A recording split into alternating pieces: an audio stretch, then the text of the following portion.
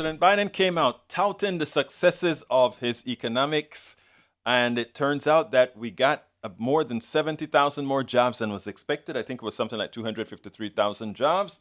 Made him very happy. And then he went completely appropriately to lambaste Republicans for what they were attempting to do with the the debt ceiling debate by putting it all on the backs of Americans after they've given away the entire kit to the wealthies. Check this out, what the president had to say, and we'll then take it on the other side.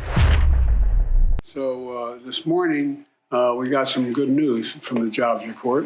We added 250,000 jobs last month.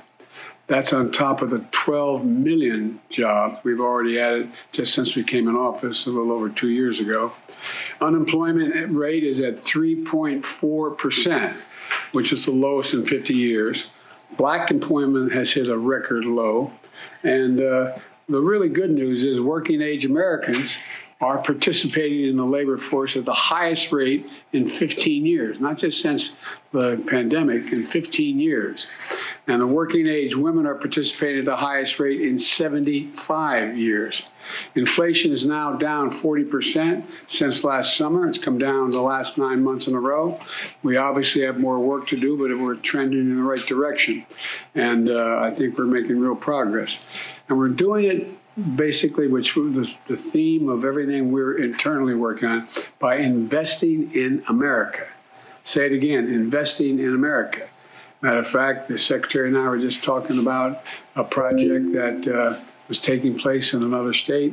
And the reason that we're having a significant investment in America, they said, well, we can't build this unless we go ahead and contract out for a lot of work. She said, no, I'm not going to do that way. Well, guess what? They figured out how to do it in America at the right price, at the right time, at the right state. And so we got a lot more work to do to make, but we're making real progress. We've already attracted $470 billion in private sector commitments in manufacturing and clean energy technology. And we're bringing back the supply chain to the United States. I don't ever want to be in a position again where a major initiative that we have and a major element of our economy is dependent on a supply chain somewhere else in the world, particularly if it's not particularly friendly. And we're doing all this, having already in the first 2 years reduced the deficit by $1.7 trillion. That's occurred. That's happened. It's done.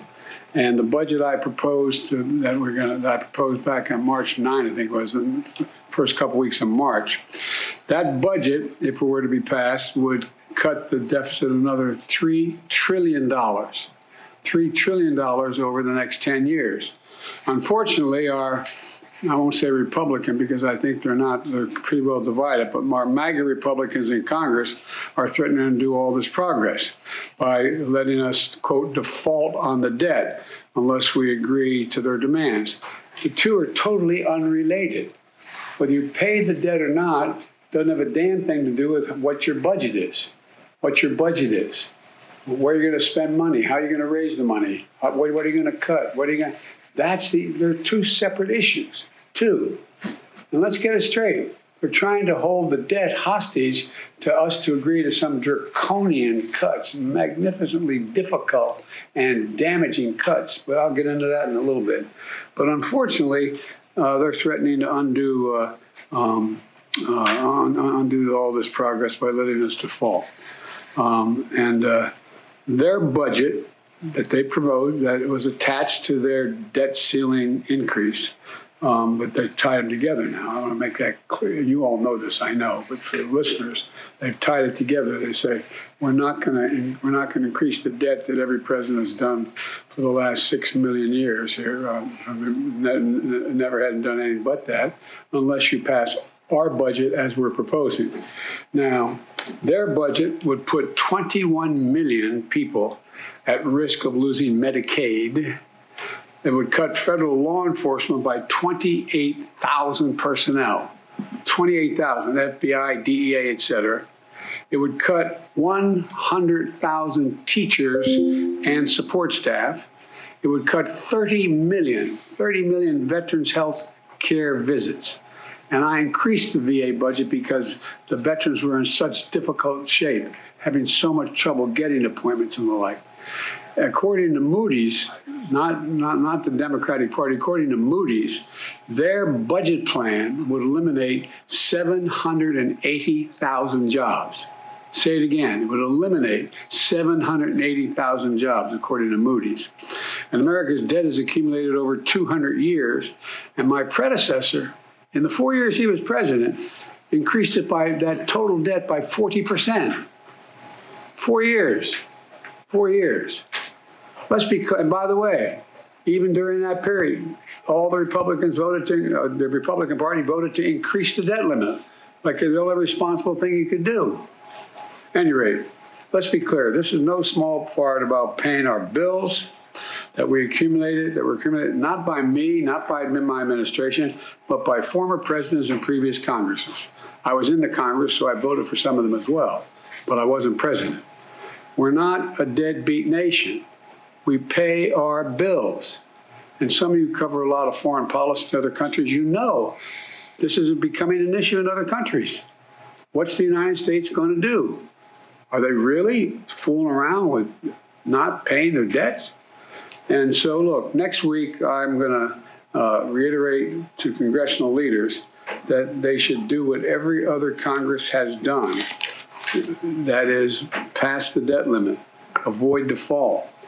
And as I've said all along, we can debate where to cut, how much to spend, how to finally move the tax system where everybody gets to pay their fair share or continue the route they're on, but not under the threat of default. Let's have the normal arguments.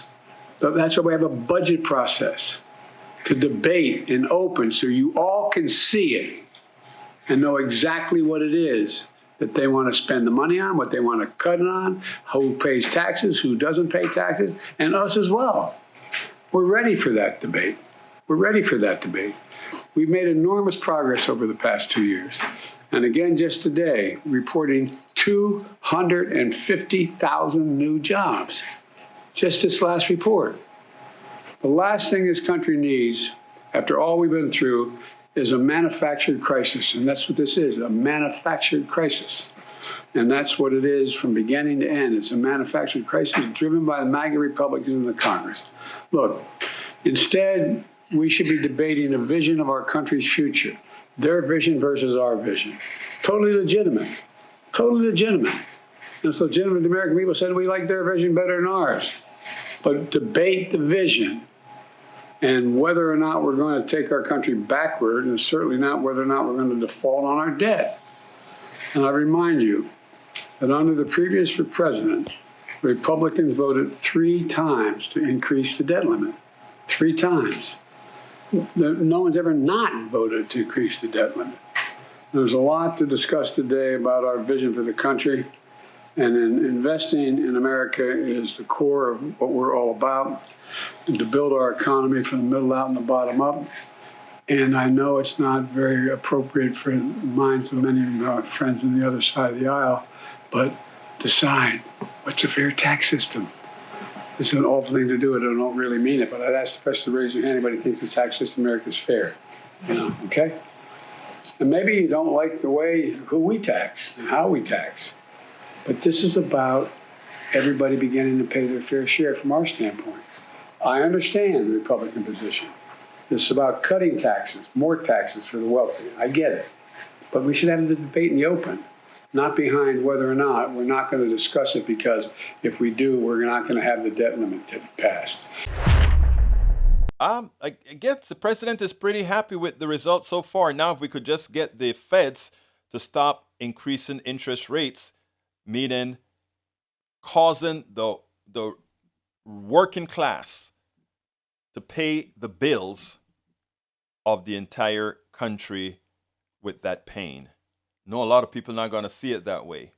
But ultimately speaking, that is exactly how it is. We spend a lot of time deconstructing the news, trying to parse it into a form that everybody can understand. We try to find those little nitpicks where it flies above the fray, etc. If you really like these videos that we do, I want to ask a big favor. Please go ahead. Number one, subscribe to our channel, and number two, please join if you can. Thank you so kindly for watching. Keep watching. Please remember to share. We must populate the entire internet with our progressive message, a message that we know is what most Americans say that they want. So help us, please join.